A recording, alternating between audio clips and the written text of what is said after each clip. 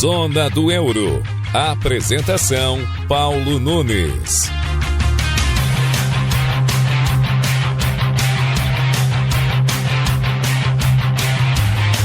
Olá, guaibeiros! Está começando o episódio 161 do Zona do Euro aqui na Rádio Guaíba. Vamos passar a limpo as classificações, as seleções que estão na Copa do Mundo de 2026, as repescagens, quem ainda pode ir ao Mundial e as ausências, né? Porque querendo ou não, também tem gente que está ficando fora do próximo Mundial. Então, Copa do Mundo vai ser um dos grandes assuntos do Zona do Euro desta semana. Também vamos falar já da divisão dos potes, né? Porque é formado pelo ranking que a FIFA acaba montando. No final de semana, com a volta do futebol europeu, tem alguns clássicos e a gente vai falar desses clássicos nas ligas europeias. Estamos no mês da consciência negra, inclusive tivemos o feriado dela e a gente vai falar sobre isso também no futebol europeu. Então esses destaques a gente vai trazer. Além da Copa do Mundo Sub-17, o Brasil segue na competição. Tudo isso vai ser passado a limpo a partir de agora, no episódio 161 do Zona do Euro, que está no ar.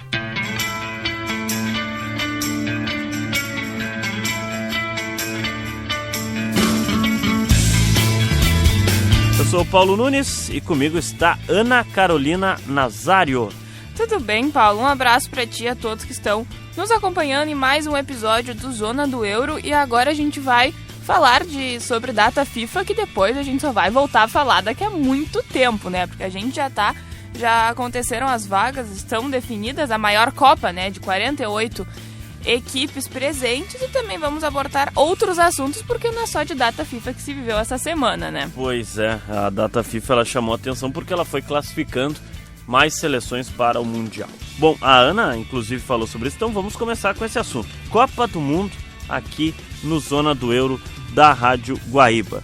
E para começar a falar sobre Copa do Mundo, Ana, vamos falar então das seleções classificadas. Depois a gente explica a repescagem, como é que vai funcionar o sorteio. Sim, porque é bem confuso, né? Vamos combinar. São muitos potinhos, muitas equipes.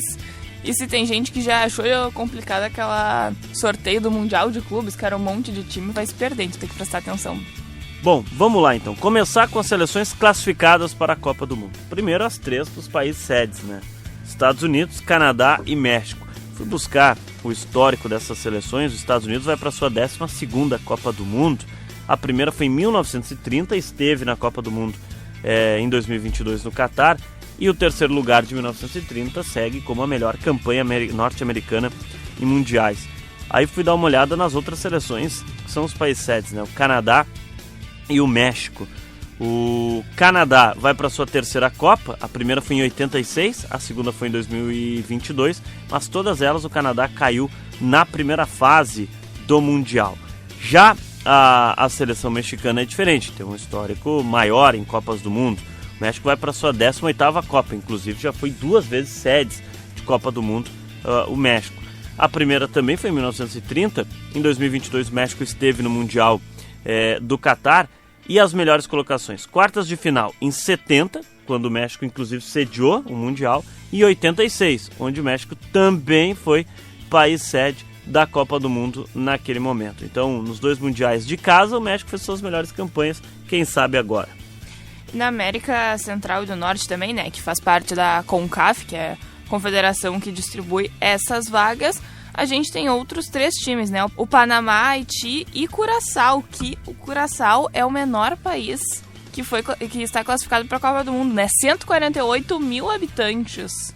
É uma das menores nações do mundo, uma das estreantes em Copas, né? Curaçao foi uma festa muito grande quando confirmou a classificação para este Mundial. O Haiti vai para a sua 2ª Copa. O Haiti participou do Mundial de 1974. O Mundial de 74, o Haiti participou daquela competição que foi sediada na Alemanha.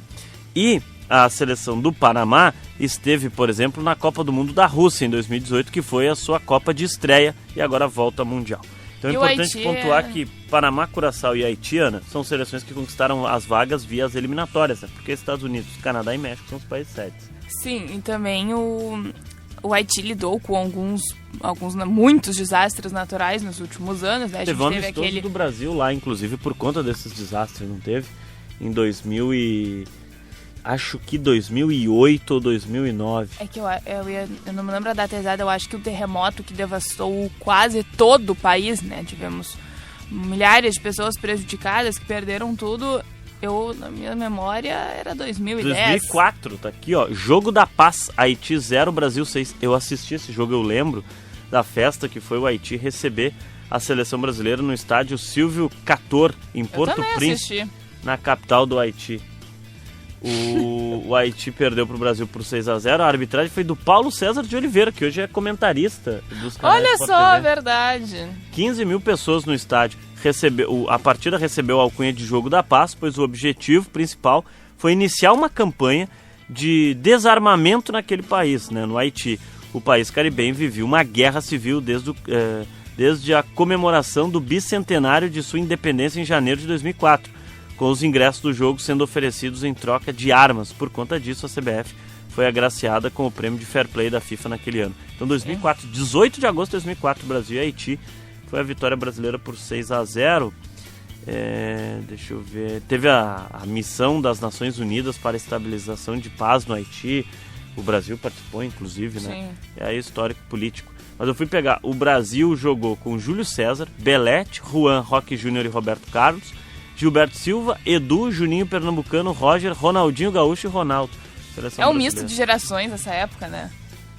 Técnico 2004 pegaria alguns protagonistas do pós-2002 saindo para o pessoal 2006. do Penta para entrar a geração de 2006. Que não, o banco, não Fernando Henrique, que era goleiro do Fluminense. Sim. Cris, o zagueiro que depois jogou no Grêmio aqui, jogava na França, jogava no Lyon, carequinho, o Cris. Muito tempo jogou no Lyon na França. O Adriano Correia, lateral esquerdo de Barcelona, Sevilha. O Magrão, volante que jogou no Inter, por exemplo. O Renato, meia, que jogou no Santos, jogou no Sevilha. O Pedrinho também estava no banco, que hoje é presidente do Vasco da Gama. E olha só quem estava também, Nilmar. Que era jogador do Internacional, 2004. Antes de conquistar Libertadores, Mundial de Clubes pelo Inter. O Nilmar estava nesta seleção também. Então, o Kaká não estava, né? Não, o Kaká não foi convocado. Mas já era do ciclo. Mas eu acho que já era do ciclo, né? Porque o Kaká é pentacampeão em 2002. Ele era já tava. Uma das jovens promessas daquela seleção. Sim. Mas acabou não sendo convocado para esse jogo. Mas lembrei do jogo. Tá aqui os gols, ó. Roger, 2 vezes, aos 19 e aos 41. Aí o Ronaldinho Gaúcho fez 3 gols e o Nilmar fez o 6º gol do Brasil. Vitória por 6-0 contra o Haiti. Portanto, então, Ana, da América do Norte, da CONCACAF, 6 seleções. Isso mesmo. Estados Unidos, Canadá, México, os países sedes. Sim. Panamá, Curaçao e Haiti. Indo adiante na nossa classificação, América do Sul, né, a Comebol. Esses que já estavam classificados, né? Eu acho que foi uma das primeiras confederações a definir, né? Mas porque as eliminatórias da Comebol, elas são mais longas, mas elas começam antes. 6 vagas, né? Sim, a gente tem Argentina, Brasil, Colômbia, Uruguai, Equador e Paraguai. Bom, a Argentina é atual campeã do mundo, tem uma frequência grande em Copas, vai para sua 19ª Copa do Mundo. 1930 a primeira, 2022 foi a última, 3 títulos, né? 78, 86 e 2022. Inclusive eles ganharam as eliminatórias, né? O título simbólico de campeão das eliminatórias. O Brasil, o único país do mundo a ir a todas, né? Sim. Vai para sua 23ª Copa. Presentes em todas as Copas do mundo. 23ª Copa da seleção brasileira presente.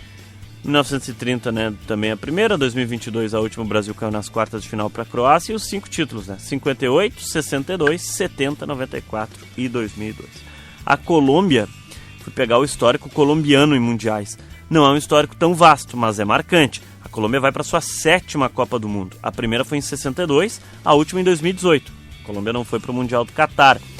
Quartas de final de 2014, aqui no Brasil, quando foi eliminada pela seleção brasileira, é a melhor campanha colombiana em mundiais. Naquele jogo que temos aquela entrada que quase deixou o Neymar paraplégico. Do Zúñiga.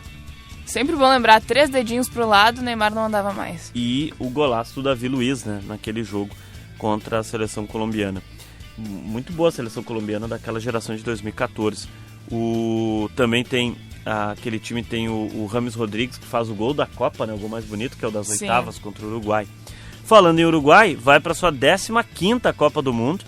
1930 a primeira, inclusive campeões naquele ano. Sim. Tive a oportunidade Primeiros campeões. de trabalhar esse ano no estádio que recebeu uma partida que recebeu a primeira partida de Copa, que foi o Parque Central em Montevidéu. Em 2022 o Uruguai esteve no Mundial também. 1930 e 1950 os títulos uruguaios. Já o Equador e o Paraguai com histórico menor em Copas do Mundo. O Paraguai vai para sua 9ª Copa, também em 1930 a primeira, só que a última em 2010. Desde 2010 que o Paraguai não se classificava para a Copa do Mundo.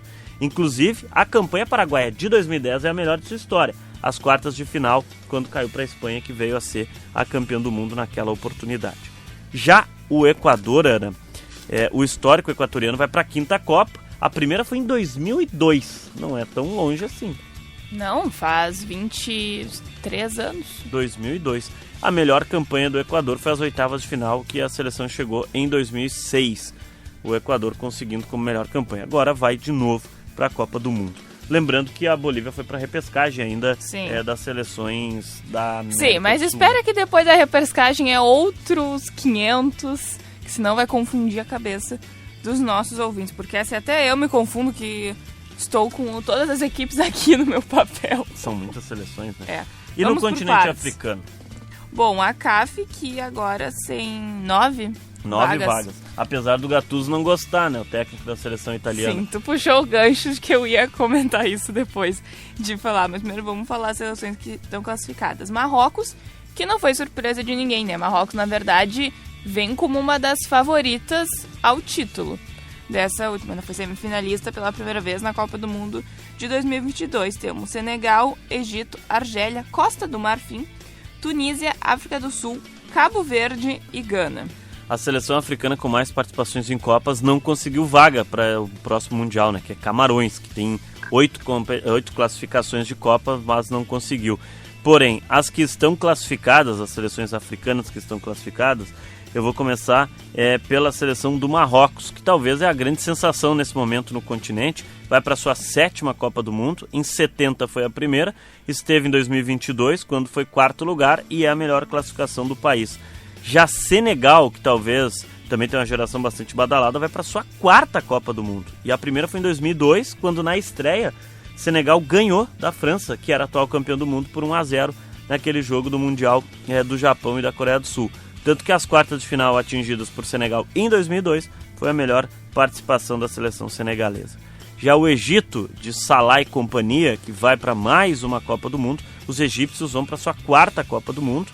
A melhor colocação sempre acabou caindo em primeiras fases, né? Estreou em 34, foi em 2018, mas sempre em primeiras fases.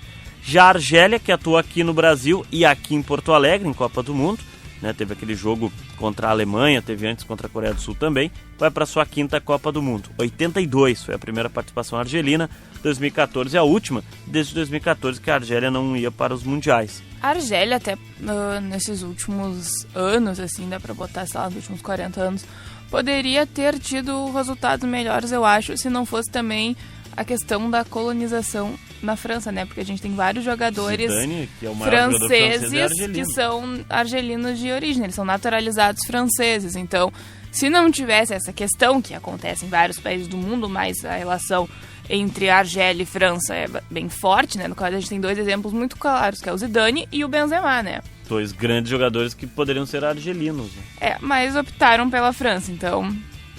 O Marrocos sofria muito com isso também, os marroquinos, muito para a Espanha também, mas o Marrocos fez um trabalho desde 2009, a gente trouxe aqui em... E também com a França. Trabalho de base com os franceses também, né, para não perder mais esses jovens jogadores, né? Tanto que o Marrocos ganhou agora o Mundial Sub-20, caiu para o Brasil agora, depois a gente vai falar melhor, mas caiu nas quartas de final do Sub-17, mas o Marrocos está tentando segurar seus destaques. Falamos da Argélia, Costa do Marfim em mundiais, vai para o seu 4º Mundial, o primeiro foi em 2006, o último em 2014, ou seja, também desde 2014 sem ir para as Copas, Costa do Marfim volta para a Copa do Mundo. Eu posso dizer que eu assisti todos os jogos de Costa do Marfim em Copas do Mundo até agora.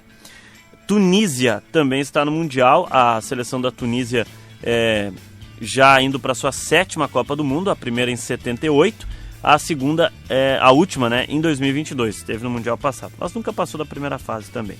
A África do Sul, que até agora é o único país africano a sediar uma Copa do Mundo, volta ao Mundial desde quando foi sede, 2010. Vai para sua 4ª Copa. Participou em 98, participa em 2002, participa em 2010 como país sede e agora vai de novo aos Mundiais. Também não passaram da primeira fase, a África do Sul. Aliás, é o único país sede de Copas que nunca passou da primeira fase, a África do Sul.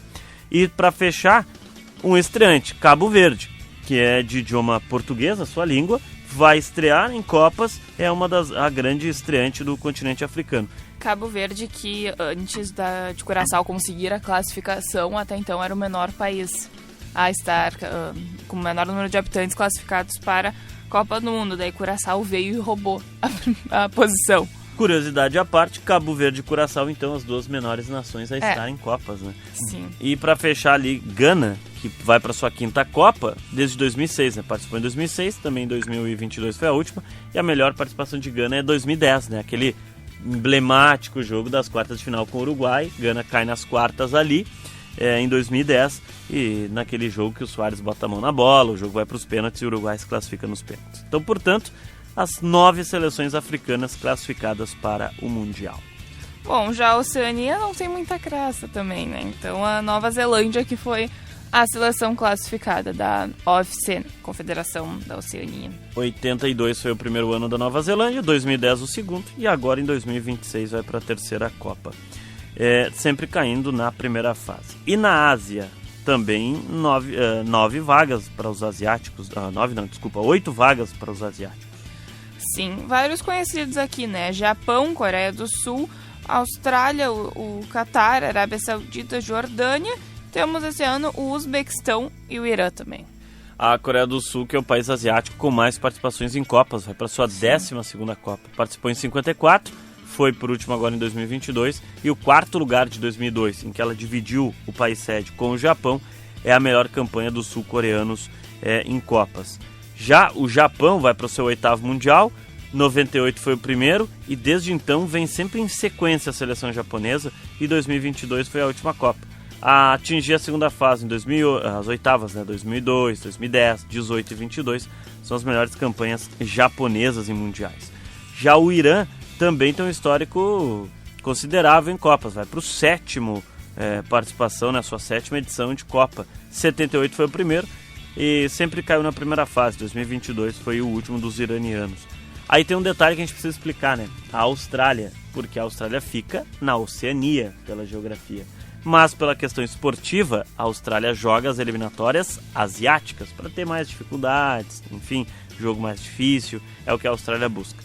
Vai para sua 7ª Copa, 74 foi a primeira, esteve na última em 2022, a chegar nas oitavas em 2006 e 2022 foi as melhores campanhas dos australianos. O Uzbequistão é estreante, depois de muito tempo conseguindo chegar em Copa do Mundo. O Uzbequistão estreia em Copa, o Catar vai para sua 2ª Copa, né? A primeira foi que ele foi sede no último ano. Curiosamente. A Arábia Saudita vai para sua 7ª Copa, estreou em 94, 2022 esteve e ganhou da Argentina na estreia, né? A Arábia Saudita estreia ganhando da Argentina. E tem o jogador da Arábia Saudita que é feriado, o nome dele é feriado na Arábia Saudita porque eles ganharam da Argentina. Essa eu não sabia. Se tornou feriado nacional a partir da vitória diante da Argentina. Se tornou feriado a data da vitória da Arábia Saudita contra a Argentina. Aqui, ó, até vou pegar essa data para vocês terem uma ideia, porque a Arábia Saudita ganha da Argentina por 2-0, se não me engano, ou 2-1 foi aquele jogo na Copa do Mundo de 2022. E aí é o seguinte, 2-1, Grupo C. pra Arábia. Gols do Salé e do Salem Al-Dassari. E no dia... Foi um dos primeiros jogos, né? Um dos primeiros jogos. E no Não dia... foi de estreia, mas foi um dos primeiros. Olha a curiosidade. E no dia 22 de novembro, data deste Zona do Euro, é feriado na Arábia Saudita. Eu queria muito que tivesse vídeo, tipo a câmera agora pra mostrar que tu abriu o computador e pesquisou. Que isso não foi programado, isso não estava no script. E no dia 22 de novembro, portanto, há 3 anos, é o feriado nacional chamado Salem Al-Dassari na Arábia Saudita. Olha só, parabéns pro jogador, alguma coisa relevante ele fez. E a Jordânia vai estrear em Copas também, né? Assim como o Catar assim como o Uzbequistão dos asiáticos, a Jordânia também estreia em Copas do Mundo. Esse é o Zona do Euro aqui na Rádio Guaíba. Nós estamos falando das seleções que garantiram vagas para a Copa do Mundo de 2026. O Zona do Euro tem na mesa de áudio o Davidson Rosa, a coordenação de esportes do Rafael Pfeiffer, a gerência de jornalismo e esporte do Rafael Sequim e a direção geral de Claudinei Girotti. Comigo está Ana Carolina Nazário. Falamos das seleções que garantiram vagas na Copa da América Central e do Norte, América do Sul, África e Oceania, além da Ásia. Agora vamos para aquele continente que dá origem a este programa, o Zona do Euro. E os europeus, Ana? Quais europeus já estão no Mundial? Bom, acho que nenhum desses nomes, sem ser um específico, é uma surpresa para ninguém, porque, enfim, né, a Europa mantém os times tradicionais que a gente já está acostumado a ver, estarão marcando presença, como Espanha, França, Inglaterra, Portugal, Holanda, Bélgica, Alemanha, Croácia, Suíça e, bom, eu tinha falado de um específico, mas eu boto aí 3 times que acho que o pessoal não está muito habituado a ver, que é Áustria, Noruega e Escócia. Chama a atenção que não está a Itália, né? Daqui a pouco a gente vai explicar. Não sei se chama tão atenção, porque faz 11 anos que a Itália não disputa uma Copa do Mundo. Mas a Itália está em débito. Mas as favoritas nesse momento estão todas, né? São 12 vagas diretas que a Europa concede, todas elas preenchidas. A Espanha vai para o seu 17º Mundial, participou em 34, participou em 2022 e a melhor campanha é o título de 2010 na África do Sul. A seleção francesa tem um histórico menor que a seleção espanhola em mundiais, porque a França, estou buscando aqui o histórico francês em Copas do Mundo, e vai para o 17º também Mundial, 30 foi o primeiro, 22 o último, os títulos de 98 e 2018 são as melhores campanhas da França. Os inventores do futebol, os ingleses, também vão para o seu 17º Mundial, campeões em 66, 1950 foi a primeira Copa da Inglaterra. Portugal, talvez a seleção que mais cresceu na Europa em termos de Copa, vai para a sua 9ª Copa do Mundo, participou em 66, onde ficou em 3º lugar e até então é a melhor campanha do país. Tem a de 2006, que é 4º colocado sob o comando de Luiz Felipe Scolari, mas os portugueses de novo em Copa do Mundo na sua 9ª Copa. A Holanda também indo para a Copa, 12ª Copa do país, vice-campeão em 3 vezes, né? 74, 78 e 2010, única seleção que só é vice-campeão em Copas, né? A Bélgica também vai para o Mundial mais uma vez, 15º Mundial da Bélgica, 3º lugar de 2018. Tinha a impressão que tinha ido menos vezes. Não, vai para o 15º. 15º, né? No passado, a Bélgica foi para a primeira Copa em 30, Sim. No passado era muito frequente a Bélgica. A Alemanha é a seleção europeia com mais participações em Copas, né? Vai para a 21ª Copa, os alemães só não participaram de 2 Copas. As Copas próximas às datas das guerras, né? Sim. Então, fora isso, os alemães tiveram em todas tetracampeões do mundo. 54, 74, 90 e 2014. A Croácia também é uma nação que é jovem por conta das políticas de separação da Croácia até a sua independência, mas a Croácia tem um bom desempenho em Copas do Mundo. Da seleção croata, vai para sua 7ª Copa. 98 foi a primeira Copa da Croácia, mas é vice-campeã em 2018, sendo a melhor participação croata em Mundial. Uma seleção a partir dos anos 2000, dá pra gente botar aí por cenário conta mundial. Dessa crescente, né, da separação. Sim. E depois da crescente da seleção croata e também da geração da Croácia, né. E para fechar, Suíça, Áustria, Noruega e Escócia. A Escócia há muito tempo não ia a mundiais, a Noruega também. A Noruega, a última Copa foi em 98. Inclusive ganhou do Brasil nesse Mundial. Vai para sua 4ª Copa do Mundo. Aquele joguinho emblemático. Já as demais seleções, a Áustria, por exemplo, a Escócia e a Suíça, são históricos diferentes. Por quê? A seleção da Suíça já é mais frequente em Copas do Mundo. Já a Escócia, por exemplo, vai para sua 9ª Copa, mas desde 98 não participava também. Suíça, por fim, e também a seleção da Áustria, são seleções com outras ausências, né? A Suíça tem ido a todas nos últimos anos, vai para sua 13ª Copa, quartas de final 34, 38 e 54, as melhores campanhas da Suíça. E a última que está faltando, eu mencionar aqui, é a seleção da Áustria. E a gente está dando uma olhada nesse recorte, né, de participações da Áustria, que muito tempo bateu na trave, inclusive na última Copa do Mundo. A Áustria chega muito perto de garantir a vaga na última Copa e não consegue. E muito se esperava pelos jogadores, pela geração austríaca, né? e a Áustria acaba batendo na trave para confirmar vagas em Copas do Mundo. Mas vai para sua 8ª Copa. A última foi também em 98 e o terceiro lugar de 54 é a melhor campanha dos austríacos. Portanto, Ana, fechamos aí todas as seleções classificadas ao Mundial. Até o momento. Até o momento, né? Porque agora que a gente já falou sobre as seleções classificadas, vamos agora para as repescagens. Na verdade, a repescagem que tem uma divisão. São 2 repescagens mundiais e uma europeia. Isso mesmo. No mês de março serão definidas as 2 vagas. E aí é o seguinte, né? São definidas as vagas, não as 2, as vagas. Para os vencedores das repescagens mundiais são 2, uma para cada repescagem. Na Europa são mais 4 vagas. Isso, daí na repescagem primeira, assim, nas 2 divisões, vamos botar 1 e 2. A primeira repescagem mundial tem Nova Caledônia, que vai enfrentar a Jamaica. E a partir disso o vencedor enfrenta a República Democrática do Congo. E o vencedor vai para a Copa do Mundo. Podendo ser a primeira Copa do Congo, a primeira de Nova Caledônia, mas a Jamaica já esteve em mundiais. Sim. Aí no segundo grupo temos o confronto entre Bolívia e Suriname. E o vencedor enfrenta o Iraque. E o vencedor do confronto consegue a vaga para a Copa. Suriname, que é uma colônia holandesa, né? Muitos jogadores holandeses têm a origem no Suriname. Inclusive o Van Dijk, por exemplo, é um deles. O Depay, se não me engano, também. A Bolívia pode voltar a mundiais e o Iraque já teve em Copa também.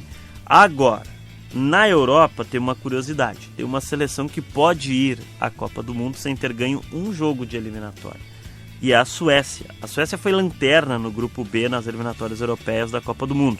Porém, garantiu a vaga na repescagem do continente graças à campanha que a seleção fez na última etapa das eliminatórias do velho continente e também a campanha que foi feita na Liga das Nações. Assim, a Suécia se garantiu em uma das vagas da repescagem.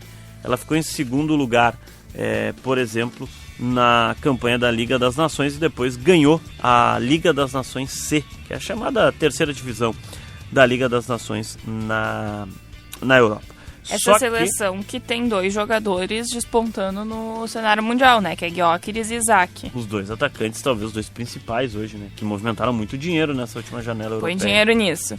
Bom, a campanha deles teve apenas 2 pontos nas eliminatórias, mas daí o que eles precisam para ter uma última chance de se classificar por ter ganho a Liga C, que é equivalente à terceira divisão da UEFA Nations League. A repescagem ela é jogada em formato de mata-mata, com semifinal e final. Aí a Suécia pode classificar nos 2 jogos pelos pênaltis e garantir na Copa do Mundo de 2026 sem uma única vitória nas eliminatórias, com a bola rolando, que nem tu bem disse, Paulo. Seria algo mais curioso das Copas. Aliás, Brasil e Suécia é o confronto que o Brasil mais teve em Copas do Mundo na sua história. O confronto contra a Suécia. Inclusive ganhou um título dos suecos. Bom, as eliminatórias da Europa elas estão divididas em 16 seleções para fechar 4 vagas. São 2 semifinais e o ganhador do cruzamento vai para a Copa. É simples. Então, um dos cruzamentos é Itália contra a Irlanda do Norte. Quem vencer vai pegar País de Gales ou Bósnia. E o vencedor vai para a Copa, né? Sai dessas 4 seleções, uma para a Copa do Mundo. Do outro lado da chave a gente tem o confronto entre Ucrânia e Suécia, que o vencedor pega o ganhador do confronto entre Polônia e Albânia. Aí do outro lado da chave temos o confronto de Turquia e Bélgica e o vencedor pega o ganhador de Eslováquia e Kosovo. Para fechar, Dinamarca e Macedônia do Norte, o vencedor vai enfrentar a República Tcheca ou Irlanda e o ganhador estará na Copa do Mundo de 2026. E aí a gente vai fechar todas as seleções classificadas. É que nem a gente falou, né? É um mata-mata. É um mata-mata. São 4 times e salve-se quem puder. E é jogo único também, né? Mata-mata é jogo único. Sim, se tivesse também jogo de ida e jogo de volta, daí já era demais, né? Eu já acho muito detalhe, muita chance isso aqui também para um país que mais detém vagas, né? Eu já acho muita burocracia para conseguir uma vaga na Copa. Que é a grande declaração do Gattuso, né? Nessa semana, o técnico da seleção italiana. Né? Mas daí a diferença é que a fala dele foi preconceituosa. O Gattuso, ele cobra... A gente tem aqui até a... Ele cobrou que a UEFA tem menos vagas do que deveria ter, né? Ele se refere aos demais continentes. Ele chegou a falar que a América do Sul são 10 seleções e 6 vagas. Sim, na fala dele, ele cita a Copa de 94, falando que havia 2 seleções africanas na Copa e agora possui 8, que são 8 vagas que a CONCACAF disponibiliza. E enfim, daí dentro dessa fala dele, né, ele cita a América do Sul, que nem tu falou, Paulo, mas exatamente o que ele disse é que é normal que a gente precise entender os critérios. Olhando para a tabela sul-americana, que tem 10 equipes, das quais 6 se classificam, a 7ª disputa um playoff contra a Oceania. Essa é a decepção. Definitivamente temos que repensar as coisas, disse o treinador. Aí citou essa Copa de 94, que antes o melhor segundo classificado é direto para o Mundial. Daí em 94 veio 2 seleções africanas e agora são 8. E terminou a sua fala preconceituosa falando que que ele não iria acrescentar mais nada. Bom, eu acho que primeiro o Gattuso deveria se preocupar em colocar a Itália de volta na Copa, né? Em vez de se preocupar com seleções sul-americanas ou africanas, tentar diminuir os outros, né? Porque o trabalho da Confederação Italiana tem sido ruim. A Itália ficou ruim. Fora da Copa de 2018, fora da Copa de 2022 também. E, por exemplo, o continente africano, ele tem poucas vagas para o número de seleções que existem por lá. Sim. Porque a África tem muita seleção. Além de tudo, ele é ruim de geografia. Tem muita seleção lá. E eu entendo que a FIFA, quando ela aumenta as seleções, né, os países nas Copas, é para tentar abranger cada vez mais o futebol. Por exemplo, a África tem 8 vagas, né? São destinadas para o continente da África em Copas. Poderia ser 10 até, porque o tamanho do continente, o tamanho das nações que tem por lá. É enorme. E a Europa já tem bastante. A Europa tem 16. São 16 vagas. É isso que torna hipócrita a fala dele, né? Porque, são 16 vagas pra Poderia Europa. ter daqui a pouco 18? Poderia. Mas a África também tem o direito de ter mais vagas pelo tamanho do continente que é. Pegou mal a fala do Gattuso. Porque também essa que é a grande questão dessa Copa ter 48 equipes, né? Pra abranger outras equipes e sair um pouco desse elitismo europeu que já existe no mundo, né? Os principais campeonatos onde o dinheiro concentra é Inglaterra, Espanha, Itália. Então, justamente esse aumento de países é para ter uma democratização maior. Também as outras seleções conseguirem obter esse acesso. E permitir que países como Cabo Verde, Curaçao, Haiti possam estar no Mundial também, né? Viver a sua primeira experiência. Para fechar o assunto Copa do Mundo, Ana, os potes já devem se encaminhar nas divisões. Lembrando que o sorteio acontece no dia 5 de dezembro. Pote 1, pote 2, 3 e 4, tudo pelo ranking, né? É simples, quem é mais bem ranqueado está no pote 1 e assim vai pelo ranking da FIFA, lembrando que a FIFA leva em consideração 12 seleções, porque são 12 grupos. Então o pote 1 tem Alemanha, Argentina, Bélgica, Brasil, Canadá, que é país sede, Espanha, Estados Unidos por ser país sede, França, Holanda, Inglaterra, México, também país sede, e Portugal. Daí no pote 2 temos Austrália, Áustria, Colômbia, Coreia do Sul, Croácia, Equador, Irã, Japão, Marrocos, Senegal, Suíça e Uruguai. África do Sul, Arábia Saudita, Argélia, Catar, Costa do Marfim, Egito, Escócia, Noruega, Panamá, Paraguai, Tunísia e Uzbequistão no pote 3. Daí no pote 4 a gente tem Cabo Verde, Curaçao, Gana, Haiti, Jordânia, Nova Zelândia e as outras 6 vagas que ainda vão ser definidas. As 4 vagas da UEFA e as 2 vagas da repescagem mundial, que a gente falou anteriormente. Seleções do mesmo continente, exceto os europeus, não podem estar no mesmo grupo, apenas 2 europeus também no mesmo grupo, e assim vai o sorteio lá no dia 5 de dezembro. Ai, não tô ansiosa pra esse sorteio, desse sorteio cheio de potinhos. Eu gosto. Ai, eu sei que tu gosta, eu te conheço, tu adora esses sorteios, porque tu entende esses potinhos, eu não entendo, eu preciso prestar mais atenção, é um monte de potinho, aí gira as bolinhas 500 vezes pra decidir. Vou te dizer mais. E são um monte de grupos ainda esse ano, ai, vai ser trabalhoso cobrir essa Copa do Mundo. Vai ser numa sexta-feira e a gente vai dissecar tudo aqui no Zona do Euro ao longo do sábado seguinte ao sorteio, né, no dia 6 de dezembro. Eu gosto do sorteio de Copa. Adoro as bolinhas girando. Bom, o Zona do Euro aqui na Rádio Guaíba falou bastante sobre a Copa do Mundo e as vagas já preenchidas para o Mundial de 2026. Agora na pauta, Ana Carolina Nazário, deixa eu pegar, tem uma pauta interessante que você separou aqui para nós, né? Que é uma questão sobre a realidade dos treinadores negros no futebol europeu, porque nós estamos vivendo o mês da consciência negra aqui no Brasil e na pauta é destacado que somente 4 dos 96 clubes das principais ligas têm técnicos negros. O que é um tanto...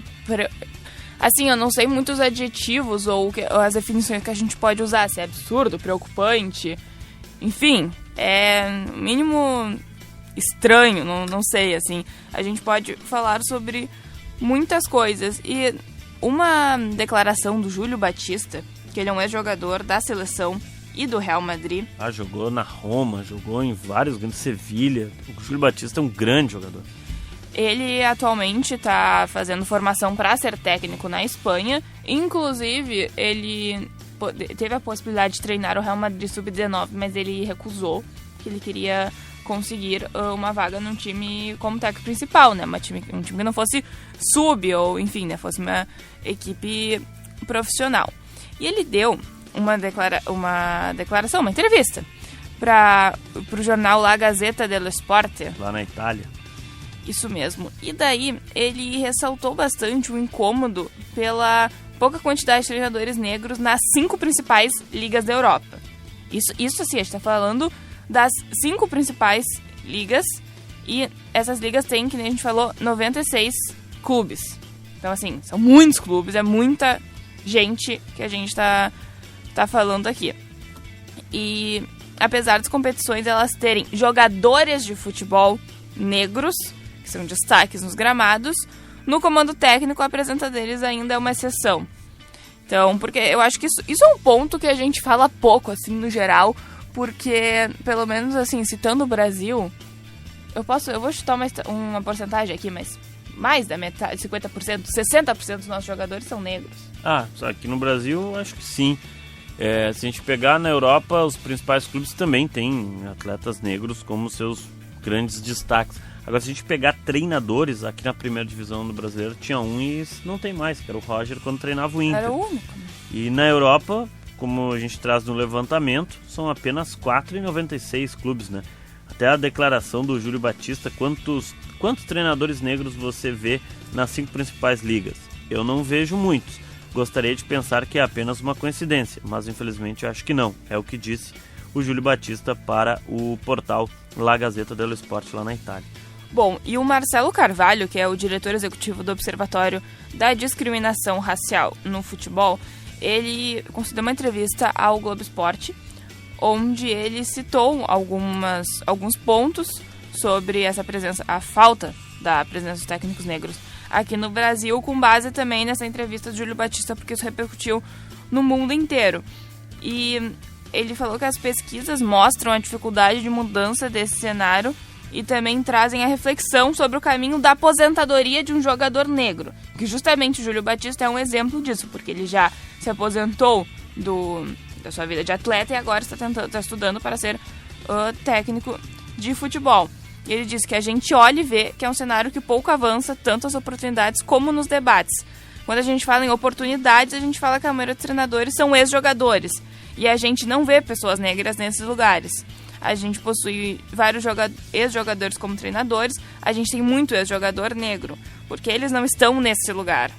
E foi aí a reflexão que ele falou, destacou, né? Diretamente olhando para os 96 clubes das principais ligas da Europa, e aí quando a gente cita as principais ligas, a Premier League, né, na Inglaterra, La Liga na Espanha, Série A na Itália, Bundesliga na Alemanha e a Ligue 1 na França. Na atual temporada, apenas 4 tem treinadores negros, né? 4 times. Segundo o artigo do Enscap, o principal nome é o Vicente Kompany, que comanda o Bayern de Munique. Talvez esse é o que mais chama a atenção pelo tamanho do clube também que ele está comandando. O Kompany, que é belga e é o técnico do Bayern de Munique, líder isolado do campeonato alemão. E que atualmente está fazendo a melhor campanha de um time no mundo hoje. Pelo menos no futebol europeu, no grande cenário, o Bayern hoje está invicto, né? O Bayern não perdeu ainda nessa temporada. E aí ele está fazendo um trabalho excepcional, assim. Tem muito o que falar. Na última rodada da Liga dos Campeões ganhou do Paris Saint-Germain na França, né? Inclusive, ele é o primeiro treinador negro da equipe desde o início da competição local em 1963. Outros nomes presentes nas principais ligas europeias são o Nuno Espírito Santo, do West Ham, da Inglaterra, também um nome de certo destaque, Habib Beye, que é o técnico do Rennes, na França, e o Liam Rossenior, que treina o Strasbourg, também na França. Na La Liga, né, na Espanha, e na Série A, na Itália, não tem atualmente um treinador negro sequer comandando uma equipe, né? O Patrick Vieira, era o único no campeonato italiano, até o início de novembro, mas ele acabou sendo demitido do Genoa após uma sequência de 9 jogos sem vitória.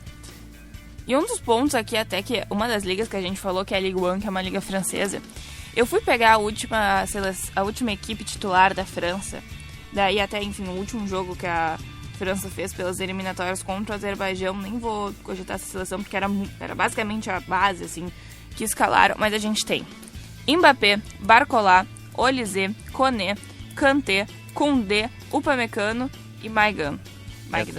O goleiro, o Manhã. 9 jogadores negros. A França, ela tem muitos jogadores. Eu nem falei o banco de reservas. Se a gente pegar a França campeã do mundo de 2018, que é o último título europeu em Copas, também a base com Kanté, por exemplo, Pogba, são jogadores negros do time francês que foram pilares daquela conquista também. Acho que isso que me choca dentre essas principais ligas, porque a França detém 50%, 60% do seu time de negros. São negros, né? E a sua base também, até a gente vê uma das melhores bases do mundo, que inclusive em algumas zonas do Euros para trás eu comentei sobre a formação das categorias de base lá da França, né? Que eles têm o chamado Castelo e que, enfim, eles buscam jogadores na região metropolitana e tem diversas sedes de treinamento, enfim, é uma estrutura muito grande, né? Muito boa também. Inclusive, né, o Júlio Batista, nessa declaração e na sequência da matéria da Gazeta dello Sport, ele disse que vê o sonho de ser treinador ameaçado, né, porque ele coloca a declaração dele, né, nós negros somos penalizados, e foi o que deu a declaração do Júlio Batista. A gente estava falando do Marcelo Carvalho, ele também destacou que é mais difícil, né, que tem poucas oportunidades. E se a gente for pegar, né, o Patrick Vieira, em fevereiro de 2023, ao ser perguntado sobre a falta de técnicos negros, ele disse, isso me incomoda muito, é difícil entender. Acho que isso apenas mostra que ainda há um longo caminho a percorrer, foi o que disse o técnico Patrick Vieira. Em 2023, eu acho que ele era técnico do Crystal Palace, se não me engano. Na ocasião, há 2 anos, o Vieira era o único treinador negro a comandar um time da principal liga de clubes do mundo, a Premier League.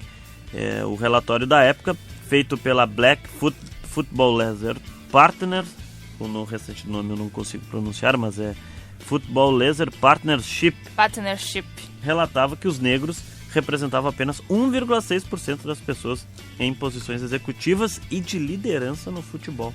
E o Crystal Palace é um time que, historicamente, possui diversos jogadores africanos. Nem naturalizados, não, é africanos, do continente da África, que moram na África em seu elenco. Então, enfim, isso é... Quando a gente pensa, eu acho que quando a gente pensa nessa questão de quantos treinadores a gente vê pro número de jogadores negros que a gente tem atuando, eu acho que é isso que me impressiona mais, assim, negativamente. Nesse sentido. E a gente teve muitos jogadores negros brilhando, né, no futebol europeu, e ainda tem, né, mas assim, se a gente for um pouquinho para trás, a gente vai lembrar o Ronaldinho Gaúcho, que é brasileiro. Tem o Didier Drogba, marfinense, brilhando. Aí falamos há pouco do Pogba, hoje o Mbappé, o Vinícius Júnior, né, o Vini com tudo que ele viveu na Espanha, e recentemente foi falado aqui no Zona do Euro à época, teve até aquele amistoso entre Brasil e Espanha para promover essas ações da consciência, né, negra na Europa. E a gente sabe que Itália, Espanha são países que ainda existem esses casos, né, de racismo em alguns momentos lá, dessa discriminação racial. A gente sabe que está embutido ainda em parte da sociedade da Europa. E a gente está trazendo esse levantamento porque é muito interessante, são temas que a gente tem que abordar. Eu acho que não pode não abordar, por isso que aqui no Zona do Euro optamos por abordar. Tu sabe, Paulo, que até na Espanha, também como tu estou na Espanha e Itália, porque, enfim, são 2 países que historicamente têm. E também não quer dizer que todos os italianos ou espanhóis são racistas. Pelo amor de Deus, gente, que nem a gente não pode generalizar. Mas saiu uma pesquisa no final do ano passado da Espanha, no seu todo, porque, enfim, como esses ataques que o Vini sofreu durante acerca daquela temporada específica, né, de 2023 para 2024, foi o período mais forte ali, mais intenso, que ele realmente, tipo, fizeram lá, a torcida do Atlético de Madrid pegou a cabeça dele e fez enforcado, colocou balões na cidade, do enfim, Valência, né? Enfim, várias. Teve várias. Ele depois, naquele período aconteceu no final daquele ano uma pesquisa na Espanha e mais de 50% dos jovens na Espanha foram considerados racistas. A partir de uma série de questionários. Então, isso é muito preocupante, né? Porque a gente às vezes fala, nova geração, tem mais consciência. Não, gente, não é bem assim, né?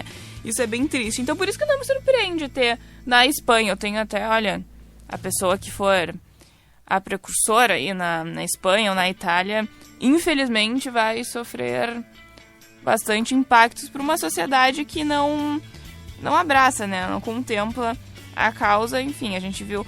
Mas o Vincent Kompany, na Alemanha, ele tá fazendo um trabalho absurdo, assim, e ele tá quebrando também paradigmas, bom, porque a Alemanha, querendo ou não, tem um histórico nazista, né? Isso ainda perpetua lá na cidade, a gente vê ainda casos acontecendo, então esse preconceito na Alemanha também, ele quebrou barreiras históricas, né? Enfim, e eu acho que ele é uma das pessoas importantes, assim, na questão de representatividade pro Júlio Batista, porque é realmente o lance da representatividade, né? Quando tu vê alguém igual a ti ali numa posição que tu tá estudando, que tu quer, e tu não tem essas figuras no teu próprio país. Então isso é bem complicado também. E a temporada que faz o Bayern de Munique sob o comando do Kompany, e já fez na temporada passada, né? O segundo ano do Kompany treinando o Bayern de Munique. Essa temporada ele tem 4 jogos e 4 vitórias na Liga dos Campeões. No Campeonato Alemão são 10 jogos, 9 vitórias e 1 empate. E na Supercopa da Alemanha ele teve o jogo que deu o título, né, a vitória. E na Copa da Alemanha são 2 jogos e 2 vitórias. Ou seja, 17 jogos na temporada, 16 vitórias e 1 empate. 58 gols marcados e apenas 13 gols sofridos o Bayern de Munique do Vincent Kompany nesse momento na temporada. E vai voltar a jogar contra a equipe... Vai voltar não, né? Voltou a jogar hoje contra o Freiburg, no caso. E depois pega o Arsenal, né? Um grande jogo de Liga dos Campeões pela frente na próxima semana. Arsenal e Bayern de Munique em Londres. O Arsenal recebendo o Bayern. Sim, é o jogo da liderança da Champions, né? Porque eles estão empatados na liderança depois da última rodada. Eu estou bem ansiosa para assistir esse jogo, porque para mim o Arsenal é a equipe que tá despontando nessa temporada junto com o Bayern, assim. É que daí entra o lance, tá? Tudo bem, podem talvez me xingar por isso. Mas é que pra mim entra o lance que o Arsenal joga a liga mais competitiva do mundo. Então, exige muito mais deles do que o Bayern jogando a Bundesliga. Tipo, não dá pra escapar desse fato, assim. 3 equipes com 100% de aproveitamento até aqui na Liga dos Campeões, né? O Bayern de Munique, o Arsenal e a Internazionale. Os 4 jogos, 12 pontos para cada um dos 3 times. E só que Bayern de Munique e Arsenal vão se enfrentar na próxima semana. Isso é bastante interessante. Você está acompanhando Zona do Euro aqui na Rádio Guaíba, o episódio 161 do Zona do Euro. Falamos bastante sobre Copa do Mundo, falamos bastante também sobre o dia, mas também o mês, né, da consciência negra aqui no Zona do Euro, e trazendo também para o lado do futebol europeu nesse levantamento que a nossa Ana Carolina Nazário trouxe para a gente aqui no programa. Ana, reta final, a gente tem mais alguns minutinhos de programa. Vamos falar da seleção brasileira, antes da seleção brasileira, do que tem no domingo, né, de rodada, porque tem 2 clássicos na Europa, se eu não estou enganado, são 2 clássicos que a gente tem pela frente nas ligas nacionais nesse retorno da data FIFA. Isso mesmo. Bom, obviamente a gente tem muitas partidas que acontecem no sábado, vai ter Manchester City e Newcastle se enfrentando, também tem Napoli e Juventus, mas vamos aí para os destaques do final de semana que vai acontecer no domingo. A gente vai ter 1h30 da tarde, Arsenal e Tottenham lá no Emirates Stadium, e o que acontece, né? O Arsenal é o líder com 26 pontos, e o Manchester City está em segundo com 22 pontos. Então o Arsenal ele tá invicto na Premier League, não perdeu ainda e vai aí se colocando na liderança. E ele quer continuar vencendo para continuar com essa vantagem que é de um jogo empate, assim, vamos dizer, contra o City, né? Porque são 4 pontos. Só que o Tottenham, ele é o 5º colocado com 18 pontos. Então o Tottenham não tá tão atrás dele, apesar de estar em 5º, porque se o City é o 2º com 22, o Chelsea vem em 3º com 20 pontos. Então ali, essa sem ser o Arsenal, que tá com 26, porque não perdeu ainda, não tá tão distante ali na tabela. Enfim, essa vitória interessa pros dois, mas principalmente pro Arsenal, porque o Arsenal secou horrores, provavelmente, né? Os torcedores devem ter visto a partida entre Manchester City e Liverpool, que acabou na vitória do Manchester City. E eles estavam secando, na verdade, pro empate, né? Porque o cenário dos sonhos do Arteta era que o empatasse, porque daí o Arsenal ia disparar.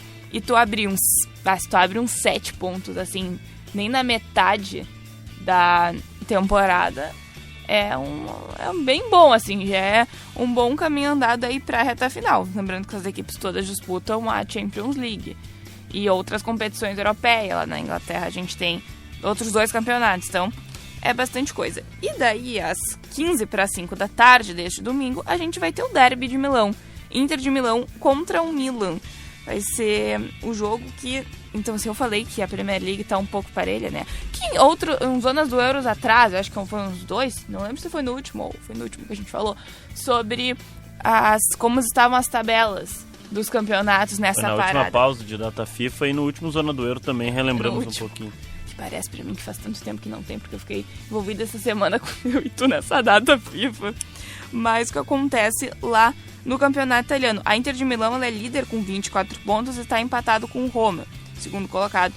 Daí ali com os 24 pontos, diferença no saldo pra ver ali quem ficaria em primeiro ou não. E o Milan é o terceiro colocado com 22 pontos. Então, se o Milan vencer essa partida, ele pode assumir a liderança do campeonato, caso o Roma empate ou perca. Então a diferença ali não é nem de um jogo, são só 2 pontos para esses outros 2 times que estão empatados na liderança. O detalhe é que a curiosidade na Itália é muito parelha a classificação, né? A Inter e a Roma tem 24 pontos, Milan e Napoli 22. O Bolonha tem 21, que é o 5º colocado. O Bolonha vai ser o primeiro que abre a rodada porque joga com a Udinese, né? Só que é o seguinte, o Napoli tem a Atalanta, que é um jogo difícil. Mas para Roma e para Inter, por exemplo, e Milan, né? Inter e Milan, como a Ana falou, se enfrentam.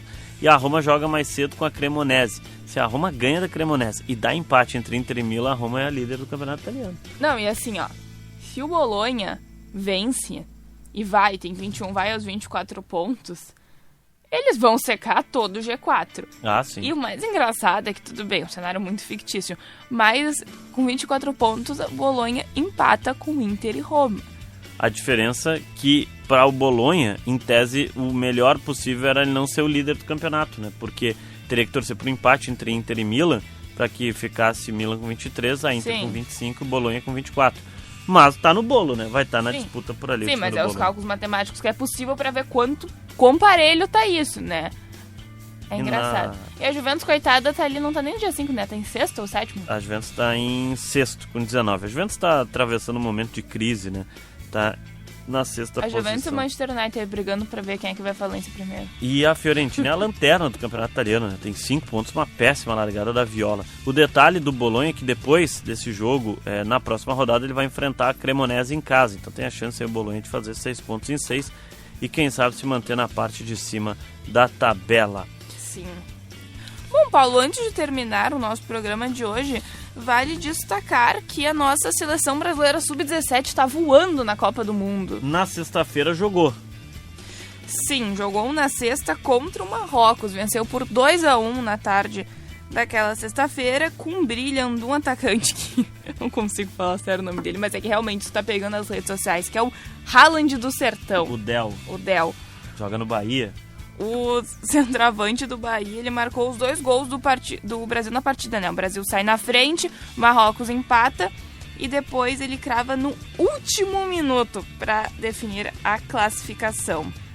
O Brasil joga na semifinal contra... Seleção de Portugal. É só pedrada, né? O Brasil teve uma sequência aí que, vamos combinar, foi complicada, porque a seleção brasileira, além de... Tudo bem, jogou contra o Paraguai, né? Na segunda fase. Na segunda fase, consegue classificação nos pênaltis. As oitavas com a França. Nos pênaltis também consegue classificação. Aí depois da França, pega o Marrocos e agora vai pegar Portugal. E assim, essa sequência, França, Marrocos e Portugal, são basicamente as 3, tirando ali mais a Espanha, as melhores bases do mundo. E o vencedor vai pegar a Itália ou a Suíça, né? Na decisão, que também é o outro lado da semifinal. Tem a data da semifinal entre Brasil e Marrocos? Acho que Brasil e Portugal. Se não me engano, é segunda-feira. Olha, a última vez que eu tinha olhado não tinha ainda horário, Paulo, mas vamos conferir novamente, porque como foi nessa sexta-feira, faz pouquinho tempo, eles ainda Não devem ter atualizado. Ainda não atualizaram. Mas deve ser na segunda ou na terça esse jogo de semifinal. Portanto, então, Brasil na semifinal do Mundial Sub-17. Isso mesmo. Ana Carolina Nazário, fechamos por aqui? Sim, fechamos. E fechamos data FIFA, né? Zona do Euro especial sobre data FIFA neste sábado. A gente volta a qualquer momento no Spotify ou na próxima semana aqui na Rádio Guaíba. Obrigado, Ana. Capaz, eu que agradeço. Bom semana aí pros nossos guaibeiros. Semana que vem é de Liga dos Campeões aqui no Zona do Euro. Tchau! Zona do Euro. Apresentação Paulo Nunes.